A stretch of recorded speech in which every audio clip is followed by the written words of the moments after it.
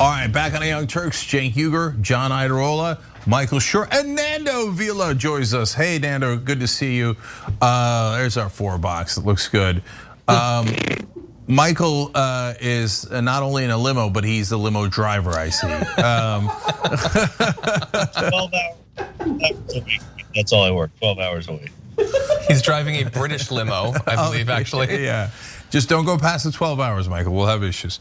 Okay, so guys, I want to break down the state of the election right now, because in my 1 hour break, I broke down a lot of scenarios I think that could give you clarity, and then I want to dive into some of the particular congressional elections as well. First, let me just say, I'm not sure we said it on air yet. Cori Bush has won, and so she will be the 10th Justice Democrat to go to Congress.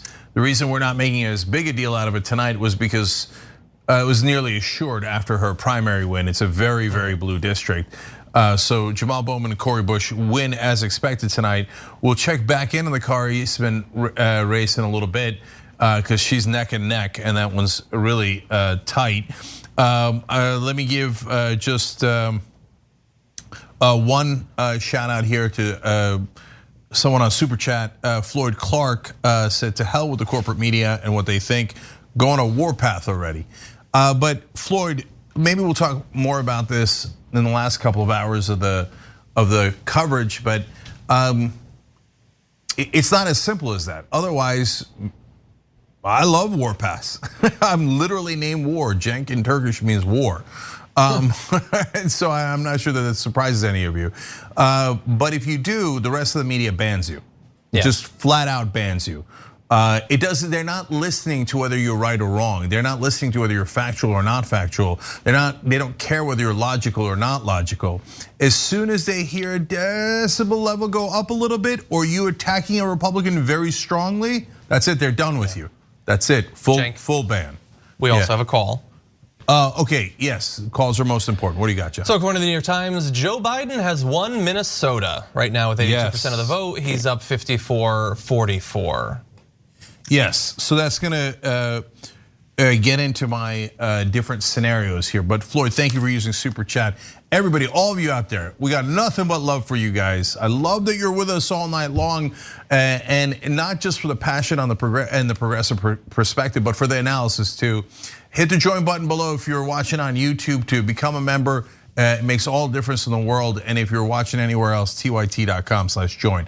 All right, so and last 2 hours tonight will be for just the members. So important that you guys join so you get those last 2 hours. We'll get to those in a little bit. But here, let me take you through the map, okay? And my summary here is Biden is very likely to win, and a Trump win is difficult. Not impossible, but very difficult. And a big-ish win is still possible for Joe Biden.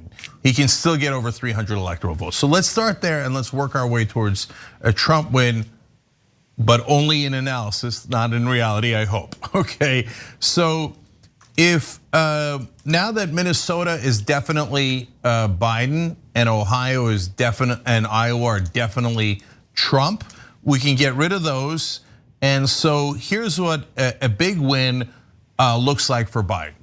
He wins Pennsylvania, very possible. He wins Arizona, very likely. Georgia now apparently more likely than not, as John, Ben, and the others broke down for you in the last hour. He wins Nebraska second, which is again more likely. He wins Wisconsin, which is very likely. And he wins Michigan, which is likely. So I just told you all the states that are likely to go to Biden, and that would be a 307-231 win.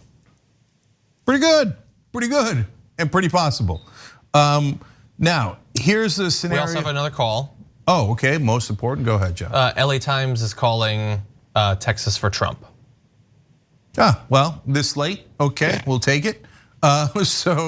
The fact that it's late is theoretically a good sign elsewhere, but there isn't much left in elsewhere. So, and it's certainly when Trump won Florida, I didn't think, and I don't think any reasonable person thought that Biden had any chance of winning Texas. So I'd already written that off in my mind a long time ago. Here's a scenario where you get to 269, 269. Now, it's possible. Biden wins. Well, you see, but it's not. I don't want you to worry about 269 because I'm going to tell you something after that. But Biden wins Wisconsin, Michigan, and Arizona. Enormously possible. By the way, Arizona or Georgia, either one. Then at that point, it sounds like 269, 269. No, but at that point, all he has to do is win either one district in Maine or one district in Nebraska, and Biden wins the election because you just got to get to 270, right? And so that should be relatively easy. I guess at this point, Michigan is the most in doubt out of Arizona, Michigan, and Wisconsin, okay? And now finally, for Trump to win, he's got to win all of the above. He's got to win Pennsylvania, North Carolina, Georgia, and then on top of that, he's got to win either Arizona or Michigan. So it's still very unlikely. He's got to sweep everything going forward in states he is not winning, even with the limited vote information that we have.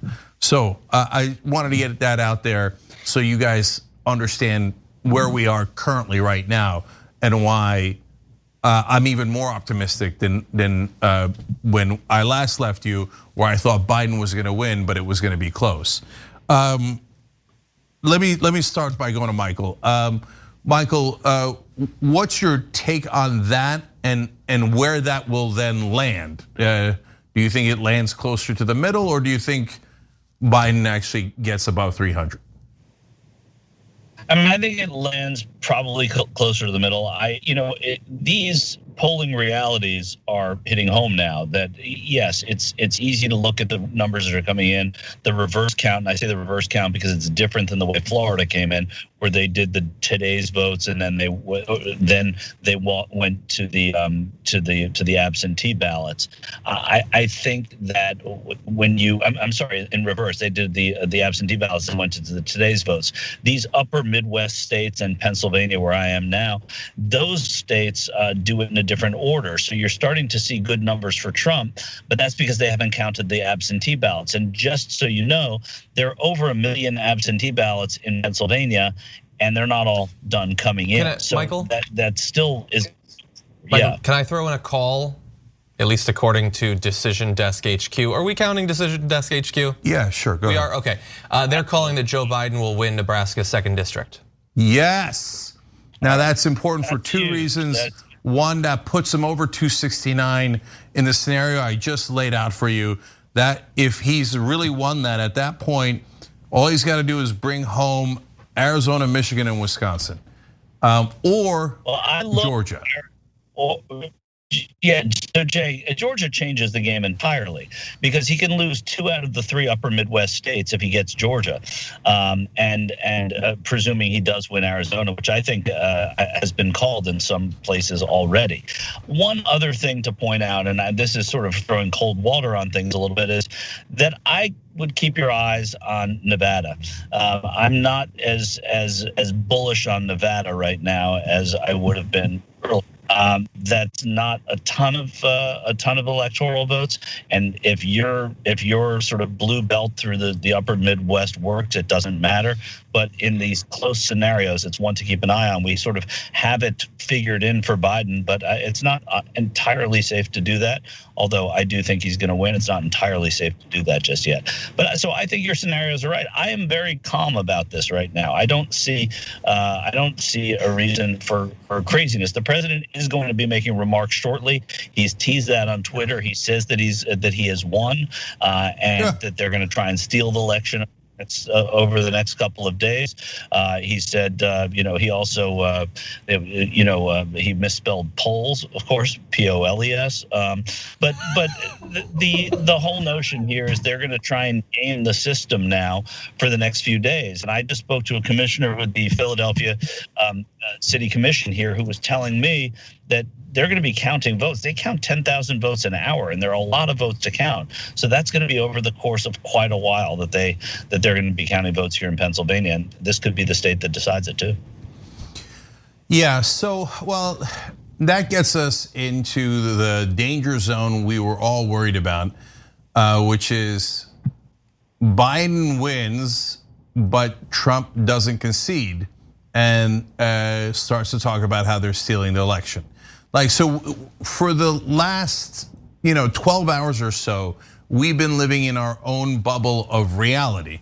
But we have to remember that soon the non-real bubble is going to push back. And so it's been a weird interregnum here where since Trump wasn't on TV and Fox News didn't have their Tucker Carlson's, Lauren Grimm's, etc., screaming into the ether about hoax, forgery, steal, Russiagate, theft, stop counting, right? Since at least I, being on air, was not exposed to that, we lived in a comfortable little reality for a second. Even when Biden looked like he was in bad shape, that didn't disrupt reality. That was just numbers that were bad for Biden. And if he had lost, we all would have been like, okay, he lost, and that sucks, and we're mad, etc.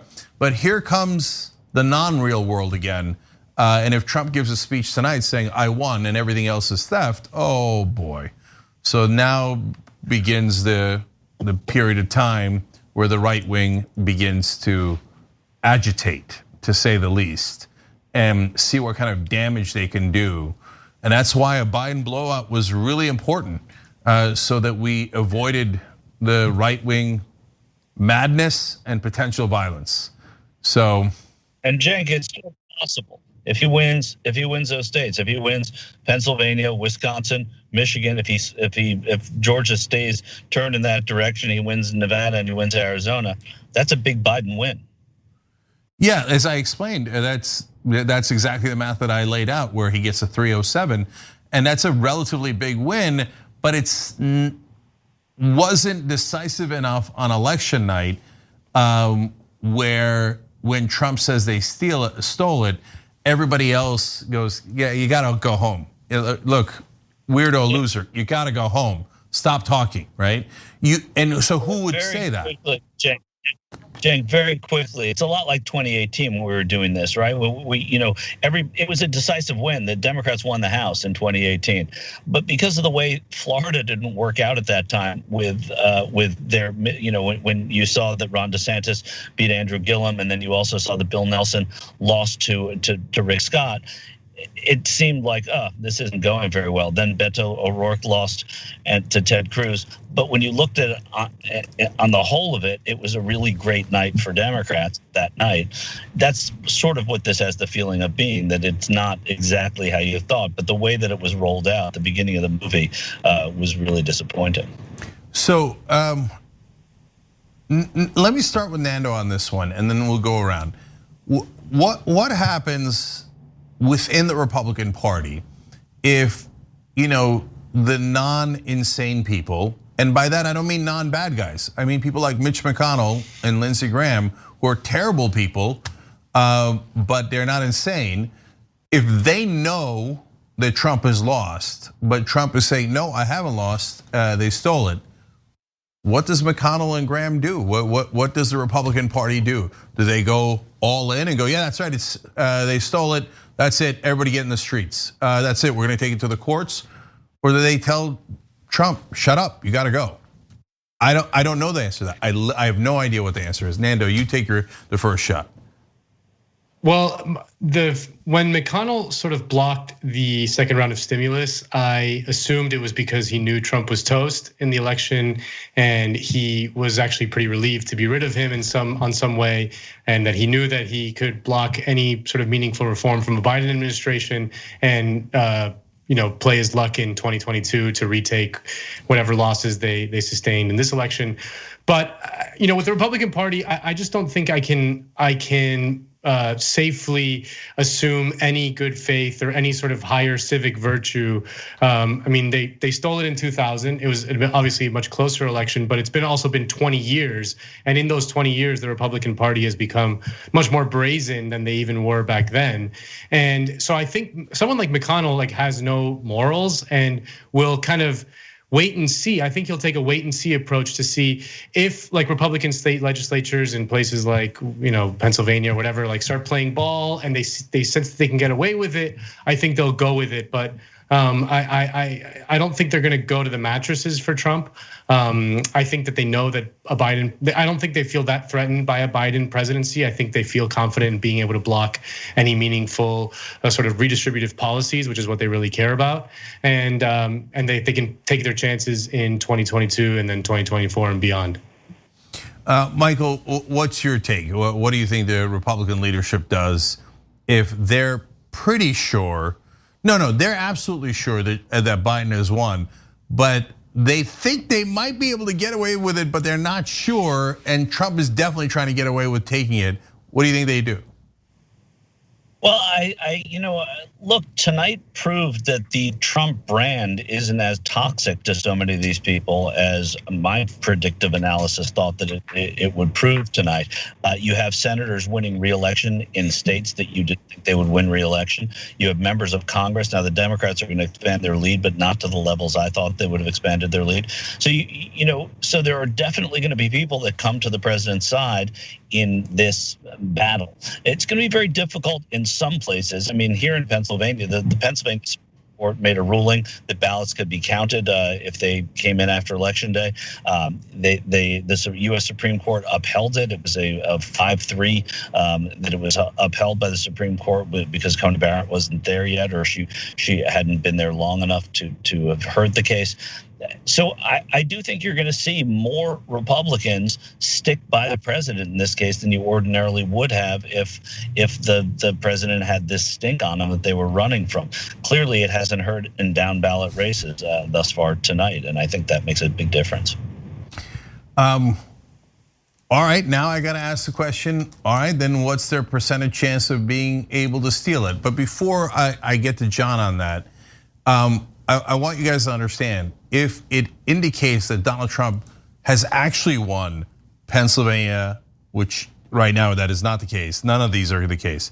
But if it turns out he has won Pennsylvania, Georgia, North Carolina, and Arizona or Michigan, and he won the election, that's not stealing it, that's just winning the election. And as much as I want Democrats to be super tough fighters, I don't want them to lie, and I want them to believe in and carry out and live in a democracy, as odious and unthinkable as a second Trump term would be. And I literally have not even thought about it. Maybe we'll do that a little bit later tonight too. But I'm not talking about what if Trump wins. I'm talking about what if it is absolutely clear that he did not win, or absolutely clear enough. And he says, no, I won, which is what he's threatening to do right now. John, let me start with you. What do you think happens next? Yeah, really fast, I'll add that New York Times is also called Texas for Trump. So that's unfortunate. Really would have loved that country, that state that I lived in for a number of years to flip, but unfortunately it's not gonna happen. In terms of what will they do, what will Mitch McConnell do, what will all the other Republicans do, I don't see almost any reason to believe they will do anything other than that which has a chance of getting them more power. I look back and I try to find what are the places where Trump has gone too far for them.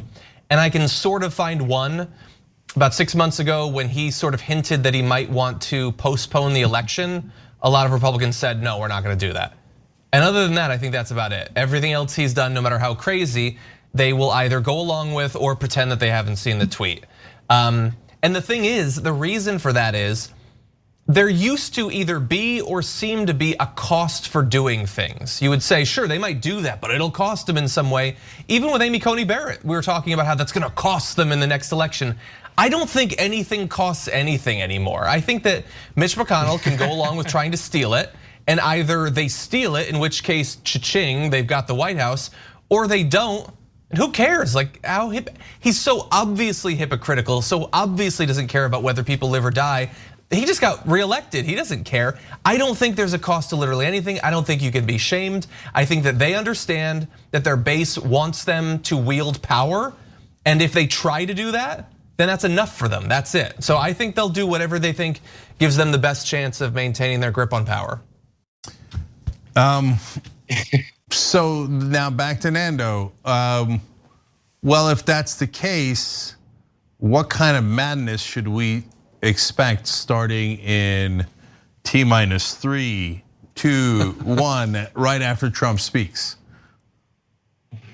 Well, I think that you're broadly seeing, we're probably broadly going to see more or less what happened in Florida in 2000, just a little bit more crazy, right? Mostly because Trump is crazier and more willing to go there than even George W. Bush was, that the Republican Party writ large is crazier and willing to go there more than the Republican Party was in 2000. I think we're going to see tons of uncertainty because I think this time we will see slightly more resistance from Democrats, certainly rank and file Democrats, mostly because George W. Bush in 2000 was kind of an unknown quantity. He was just a Texas governor. He wasn't president for 4 years the way Trump has, and he didn't generate the kind of rejection that Trump has in 4 years from the Democratic base. So we will see much more militant resistance from the Democrats, in which case we'll see, some very chaotic times. I mean, I have no doubt that the Republicans are prepared for some sort of judicial challenge. I mean, the Brett Kavanaugh opinion last week was just absolutely brazen. And the fact that three of the Supreme Court justices worked on the George W. Bush, Al Gore case in 2000, gives the game away. The question will be how willing to fight will the Democrats be? They didn't fight in 2000, not that much. They didn't fight Amy Coney Barrett's confirmation. How much will they be willing to fight a brazen stealing of the election by the Republicans? I don't know. I don't have much faith in them. I think that Democrats are still trying to play toward the reasonableness referee in the sky that doesn't exist.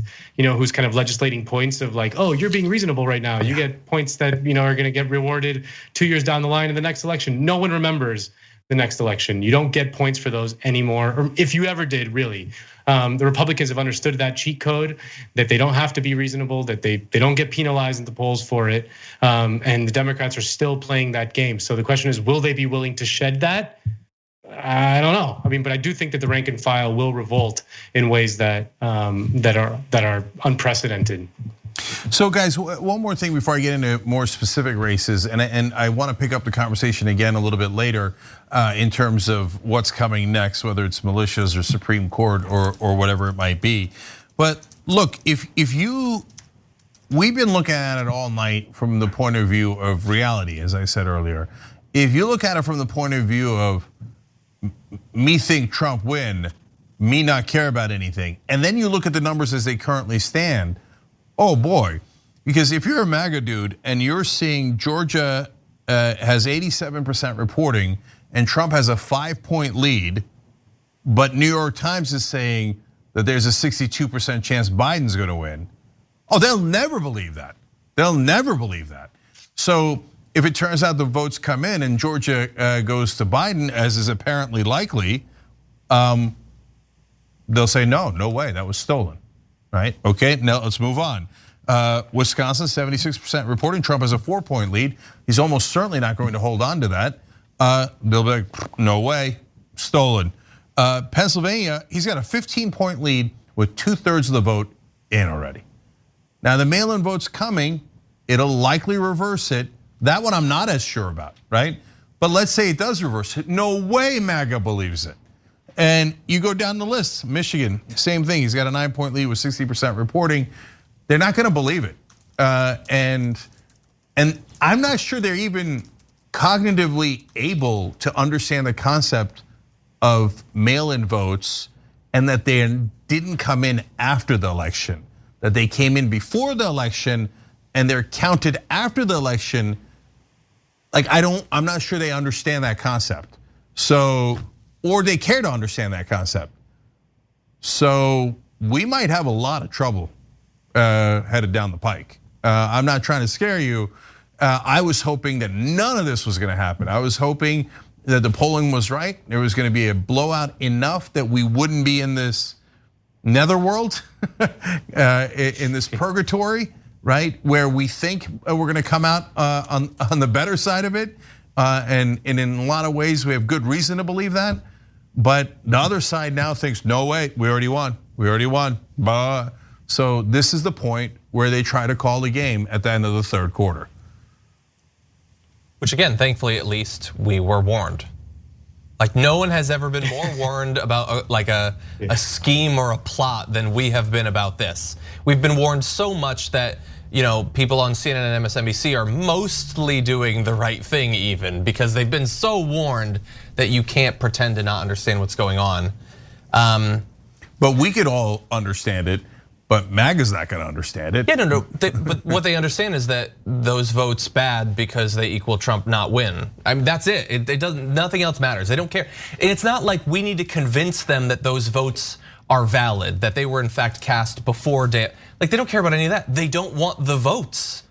It's not that they don't trust the votes. They don't want the votes. They don't care about democracy. Like we fundamentally believe that we can fight and win in a democracy, but they don't think that they can, so they don't want it. They think that democracy is bad. They think that democracy gives power to bad, immoral, horrible, non-white people. That's what they think fundamentally.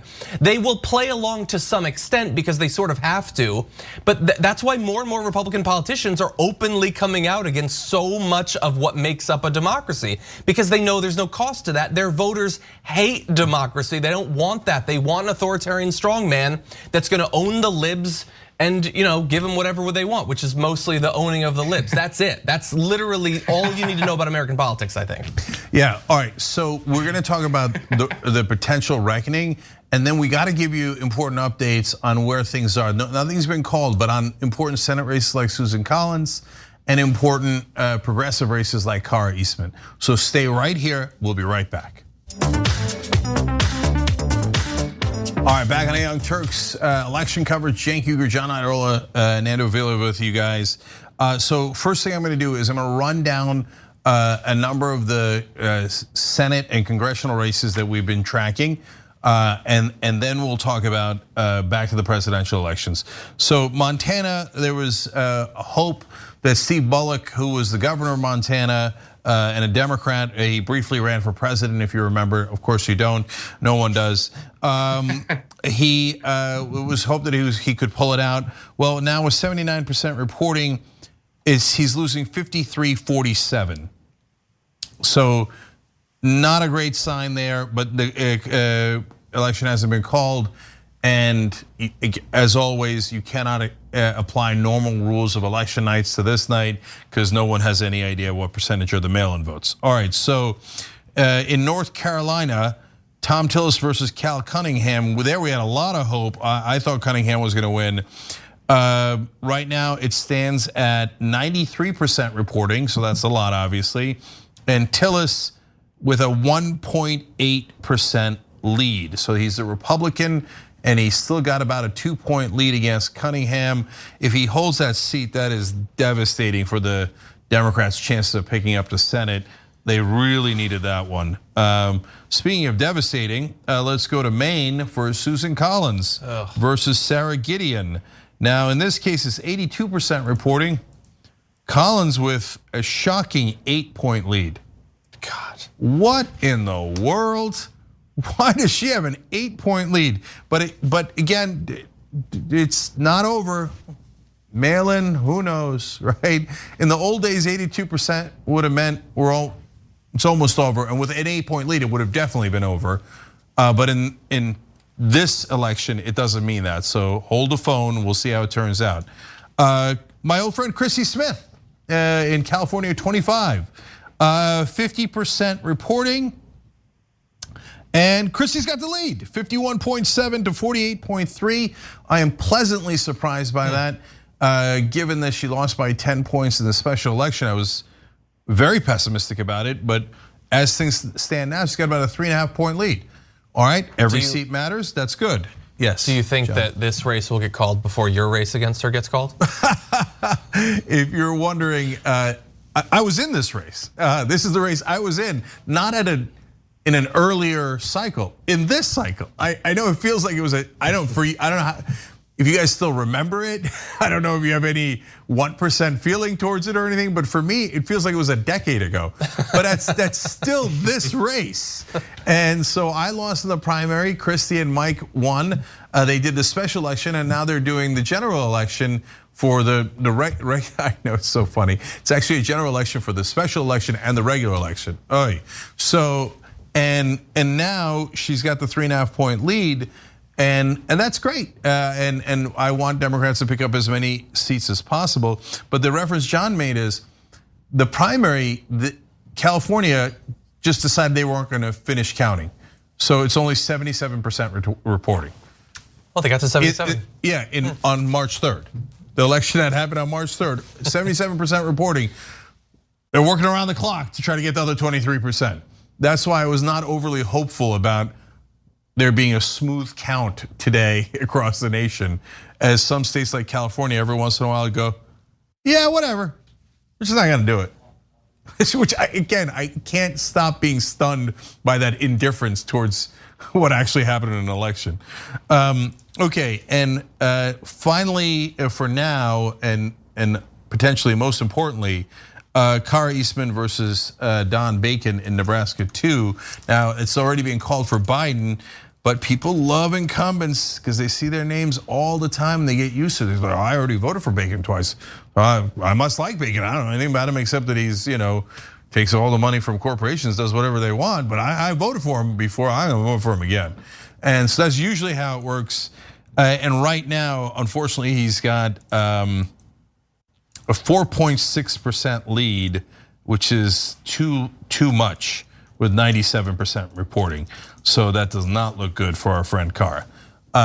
So yes, if there's any other updates, we'll let you know. Yes, John. Yeah, I have a quick question, sort of. I think I had an update, but then I think I lost it. Anyway, not super important.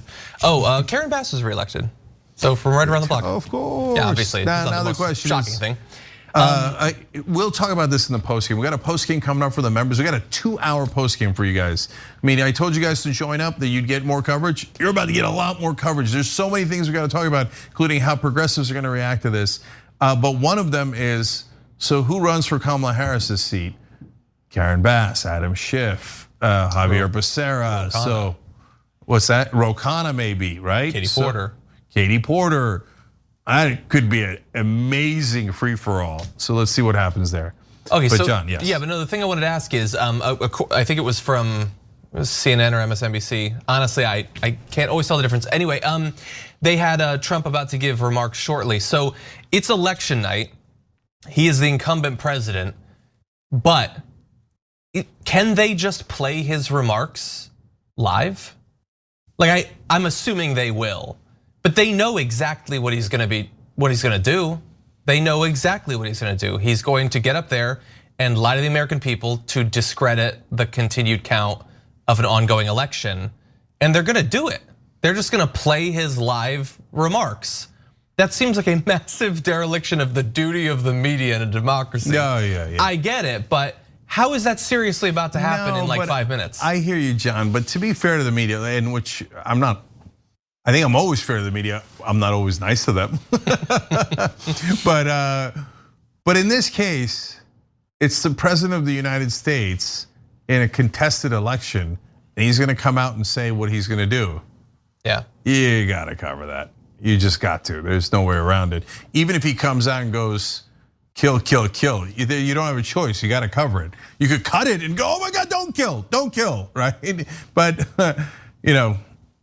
they're stuck. There's no way you can not play that, in my opinion. By the way, there is effectively a call now on Twitter. Kara Eastman is effectively conceding, it looks like. Okay, so a couple of great progressives lost tonight, as happens on every election night, and it hurts every time. So Kara Eastman has lost, and Paula Jean Swearengin has lost, and they were great fighters. And I was super hopeful about Kara Eastman, super hopeful. Yeah. And it is what it is. Oh wait, we don't have to move on. We could just pull a Trump and be like, no, fake news. Kara Eastman's the congresswoman. That's it.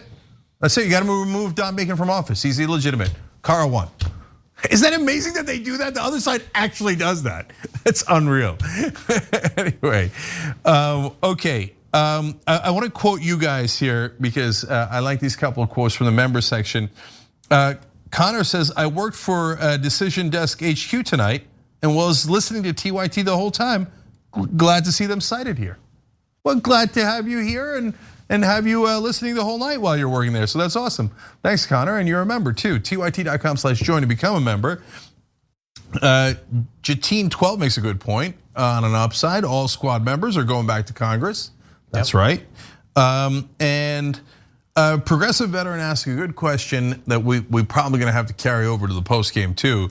Cenk, if the Dems don't win the Senate, it doesn't matter who wins the presidency, or at least I thought it was a question. It's not. It's a statement. But guys, Biden is president, but the Democrats don't have the Senate. Oh, recipe for disaster. That we will get absolutely nothing done, and it'll all be blamed on Democrats. There's no way that Biden has the strength to overpower a Republican Senate. No way. In the middle of an economic collapse. What's that, Nando? That's the real, in the middle of an economic collapse. I mean, that's the real nightmare, right? Because the economic collapse requires like massive stimulus, which the Republicans will just be happy to block every single time. And the Democratic administration will be blamed, fueling a right-wing backlash more furious than the last one. That's the nightmare. Yeah, I mean, let me finish the nightmare for you. It is inconceivable that Biden is strong enough to rhetorically beat the Republicans into submission. Inconceivable. And that means absolutely nothing gets done unless Mitch McConnell is thrilled to do it, which means Mitch McConnell is president, but all the things that go wrong will be blamed on Biden and the Democrats, setting up a smart fascist coming around this time in 2024, and then brace for impact. So we got to talk about what we can do about that as progressives, because we might have to go to war way quicker than we imagined, because I didn't have them not winning the Senate on the board. And we also have to talk, here, let's jump into this right now. Nando, what happened here? Okay, we know Democrats didn't run as strong, blah, blah, blah. I'm not talking about that. I'm talking about, why did the polling tell us that Cal Cunningham was gonna win, as an example, and that Biden had much more comfortable leads in the Midwest, et cetera? The Midwest is still up in the air, so it's hard to tell what's actually gonna happen. Was the polling just wrong again? Or what is this Trump unlikely voter thing real? Can Democrats do likewise? What's your first take on what happened? Well, it strikes me as that the support that there is amongst for Democrats is just kind of soft, if that makes sense. Like, it's like if people are asked, then yeah, they prefer the Democrats, but it's not solid support. It's not support that motivates people to go out to the polls. It's not, as the American electorate becomes more and more polarized and people kind of retreat into their tribal camps or whatever, elections become all about riling up your base and turnout, and so when people are asked the question and posed to them, they're like, yeah, I don't like Trump, and yeah, sure, I'll tick the box for the other guy. But if you don't give those people any reason to go out and actually do a positive act of voting, then they won't do it. I mean, I remember in 2018, I'm from Florida, like we all thought Andrew Gillum was gonna win. We all thought Bill Nelson was gonna win, and they lost to Rick Scott. Rick Scott, who was the governor of Florida, responsible for the largest Medicare fraud in the history of America, and the most unpopular governor in America at the time, wins the Senate race. And despite the polls showing that Nelson had a decent lead. I just think that the support for Democrats, because they don't campaign positively for an agenda that people actually want to vote for, they just kind of run this prevent defense, to use like a football analogy, they're in the lead. There's more Democrats in America than there are Republicans. That's true. As long as they don't do anything too terrible, they're gonna win the elections, and the polling, that's what it says. But elections are about riling up your base and getting them out to the polls, inspiring them in some way. I mean, that's why Obama won comfortably, because for all his flaws, people liked voting for Obama. It felt like a cool thing to do to vote for Obama. So they went out and did it twice, even though Democrats lost everywhere else in the midterms and things like that. They liked voting for Obama. It was like a positive act. But the Democrats haven't offered their voters basically anything since then. They're just kind of now running this shadow campaign in which we're like, we're not as bad as the other guy. The other guy's terrible. All that's true, but we're not really going to offer you anything. You know, your life is not going to improve meaningfully. The downward trajectory is just going to continue. We're just going to manage it slightly more competently than the other guys, and that's just not going to win you elections in the long run. It's going to give you a decent polling lead because people hate right-wing politics. They hate the Republicans. I think the vast majority of Americans do that, but they don't have an alternative that is inspiring enough for people to go out and actually vote for them. The support is just kind of soft. So I like that theory. So John, what do you think of the Nando theory that the polls are off, not because there's anything wrong with their science or statistics, but they're off because it's not measuring base enthusiasm enough in terms of voter turnout? I think that there's something definitely to it that look, they ask questions about enthusiasm.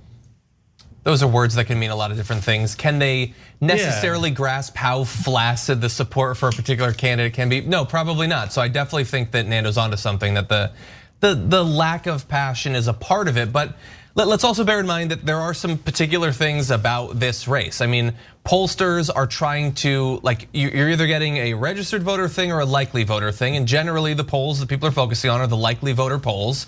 And trying to decipher who is a likely voter in this particular election, Donald Trump's re-election, and in the midst of a pandemic that is gonna have far more early voting than ever before, is gonna be more difficult because, look, there was a ton of early voting, but what you also had, in theory, was a couple of weeks of news about how much early voting there was and how it was skewed for the Democrats. And so we don't know for sure if that might have had an effect on some Republicans' day of, that maybe after hearing for weeks that, oh my God, the Biden vote is really coming in, maybe they're a little bit more likely to vote. I honestly don't know. I think it's probably a combination of both of those things. Biden is not a candidate that's inspiring a lot of really strong support. And also, this is a wacky year. Yeah, I'm not sure I'm buying the wacky year thing, because you call people, they're home, they're more likely to be home. So, but speaking of wacky, let me go back to the numbers, because I got to update you on important stuff here. And we'll keep doing that through the post game too, because these numbers are moving. They're not moving anywhere near as fast as they did earlier in the night, but they are moving. So for example, in Georgia, it's now up to 91% reporting. And remember, Trump had a 5-point lead. It's now down to a 3-point lead. So at some point, the percentage chance of Biden winning had dropped to 59. It's back now up to 64. In North Carolina, man, that meter is moving slow, but it is inching towards Biden. Not close yet, but it was at 96% likelihood that Trump would win. It's now at only 82% likelihood that Trump will win, and the lead is only 1.4% for Trump in North Carolina. So it just moved to 83%. Keeps moving, okay? Now Arizona, they brought out, Fox News brought out the guy who calls elections for them and is running all their numbers, and he literally said, "I'm sorry, but the numbers are correct." I love that on Fox News you have to apologize for having correct numbers. That is so quintessential Fox News. And Biden, as things currently stand, still holds a 6-point lead in Arizona with 80% reporting, but it was 9. It has moved down to 6. So Wisconsin, 78% reporting, Trump still holding on to a 4-point lead. Nevada now a lot more reporting. In the beginning, Trump had the lead presumably because of day of voting, but now with 77% reporting, Biden with a 4-point win. But Biden's supposed to win that pretty easy. So yeah, I wouldn't worry about Nevada, but it's not either. But it's not good news for Biden either. Actually, just moved again. Biden only a 3-point lead now with 78% reporting. And And now the most important ones, Wisconsin, Pennsylvania, and Michigan, they're moving less. They're pretty much where they were, with Michigan, Trump 9, Pennsylvania, Trump 14, and Wisconsin, Trump 4, but with giant stacks of mail-in ballots waiting to be counted, especially in the cities in Wisconsin, and they're gonna announce them all at the same time. So I'm not too worried about Wisconsin, but there is still some chance that Trump could pull out Pennsylvania and Michigan, and then at that point, he has a better chance. It's not even a guarantee that he would win, but he certainly would have a better chance of winning. I'm gonna do the math in a second on what happens in a topsy-turvy world where Trump wins Wisconsin and Michigan in an unexpected way, but loses Georgia and Arizona, which is possible, which is totally possible and on the board right now. So we'll do that math in a bit. But again, Biden winning Nebraska's 2nd district is huge. And yes, the race has now been officially called, by the way. Unfortunately, in the congressional side of that, Don Bacon has won, and everyone agrees. Okay, so we've got a whole post game where JR is going to join us, Michael Shure is going to come back, and we've got to talk about what are we going to do when Trump says I didn't lose. What are we going to do if Biden ekes it out? What should the progressive stance be? What are we going to do if the Senate is in Republican hands, even if it's 51-49? God, I'll tell you, out of all those scenarios, believe it or not, that's the one that actually I think might be the scariest. So we've got a little bit of time here, so let's start on that conversation. John, is there, I'm trying to figure out hope for how we would get anything passed in the Senate. But to your earlier point about how there is no price to pay, you know, like, remember, I think Pelosi said it, Kamala Harris might have said it. Oh, if they vote for Amy Coney Barrett, there's gonna be a price to pay. Does it look like they paid a price? No, the Republicans won all these close Senate seats. There was no price to pay. So I'm not sure I can even see a sliver of hope. Forget progressive policies, like easy things like $15 minimum wage, paid family leave. These should have been bang, bang, bang. And now, what do you think? Is it all dead? I mean, I don't even think we need to jump to something either very progressive or even sort of progressive. How about like testing and tracing? Like some sort of basic, pretending that the federal government cares about the ongoing pandemic that's probably gonna kill a lot more than 1,000 people tomorrow. And by the time Biden would eventually be sworn in, it's probably still gonna be killing 1,000 people a day, if not far more. They might just not do anything. Like, I know that we're not likely necessarily to get a Supreme Court vacancy in the next 4 years, but why would we assume that even if it happened next year that they would actually give him a vote? Again, there doesn't really seem to be any cost for anything. Ted Cruz was saying going into Hillary Clinton being president hypothetically that there would never be a vote on Merrick Garland. They will believe coming out of this election that nothing they did this year and all the things they didn't do this year didn't hurt them. And I can't really say that they're wrong. Mitch McConnell will have maintained his majority, having weathered, from his perspective, the worst domestic crisis our country has had in a century. And they didn't effectively have to do basically anything for the American people, and it didn't hurt them. So why in a continuation of the pandemic, a continuation of the economic problems, would they feel any more reason to actually act? I think they would be rewarded by their base in standing up to Joe Biden.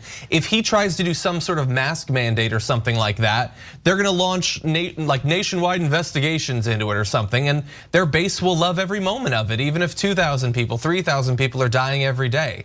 I think it is going to be a very, very dark year if they maintain control of the Senate. Nando, last word on that?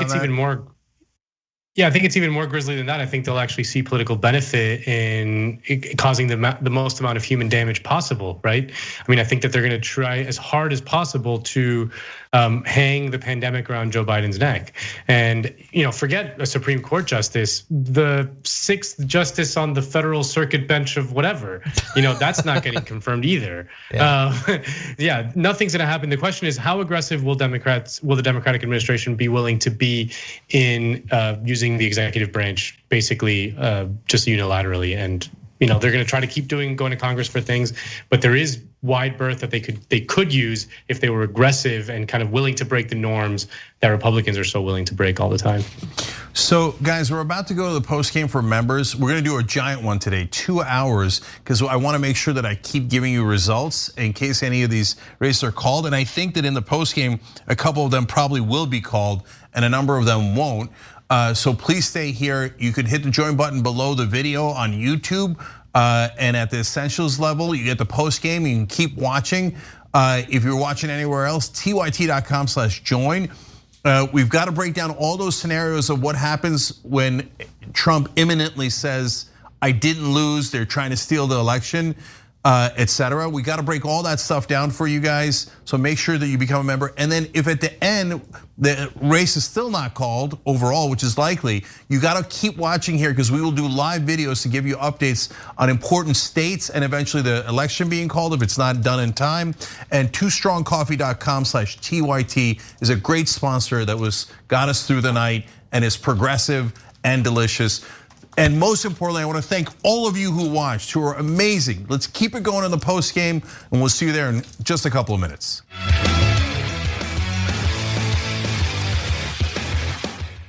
Thanks for listening to the full episode of The Young Turks. Support our work, listen ad-free, access members-only bonus content, and more by subscribing to Apple Podcasts at apple.co/TYT. I'm your host, Cenk Uygur, and I'll see you soon.